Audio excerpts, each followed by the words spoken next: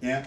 So I don't want my sheets to look like that, and that's why I use these blotter sheets. Now, I didn't see you go back to ink for. No. Do Well, I you, just inked, didn't I? where did the ink come from? Right here. See, there's a block of wood sitting on the edge of this, and there's a puddle of ink.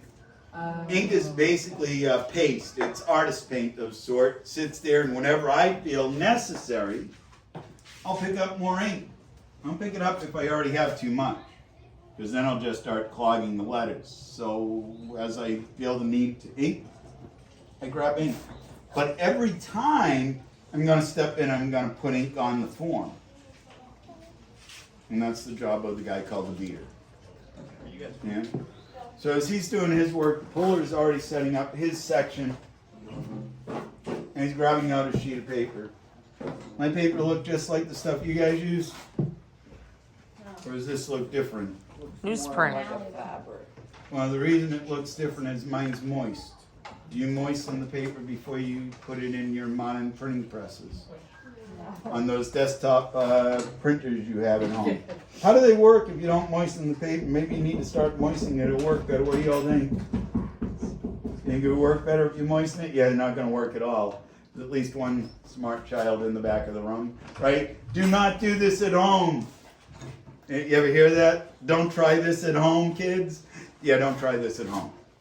So I moisten my paper, and now I'm going to bring that paper to my stamp. Yeah? And this is you using a stamp. Ink, removing ink. We're going to run this under the block wood, and as I run that under the block wood, the bar is pulled. This is done by the guy called the puller. The beater beats, the puller pulls. Yeah? And the block wood is driven down. And this is what names my industry. So you kids know what you do with the palm of your hand on a stamp? What do you call that action? Pushing? No? Pressing? How about pressing? What happens when you push something? What direction does it go? Goes forward, doesn't it? Do you guys ever get in trouble for pushing each other? I didn't say to do that.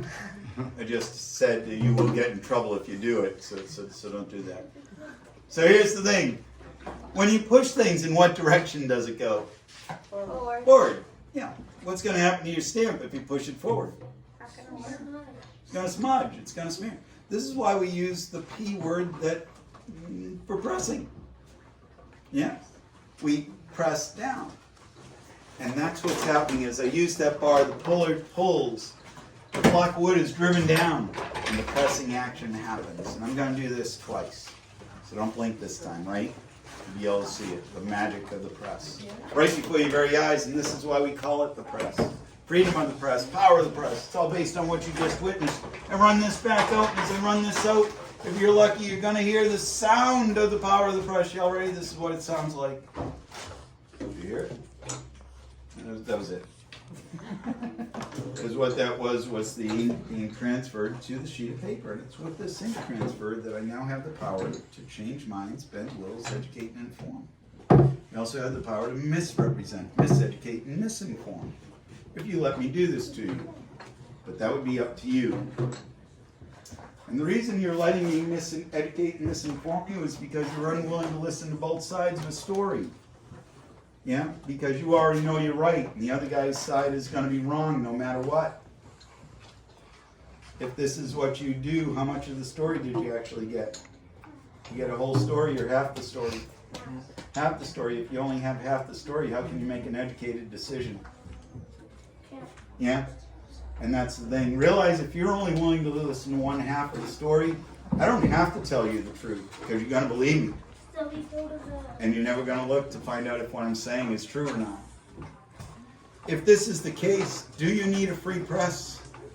If you don't have a free press, do you need a free society?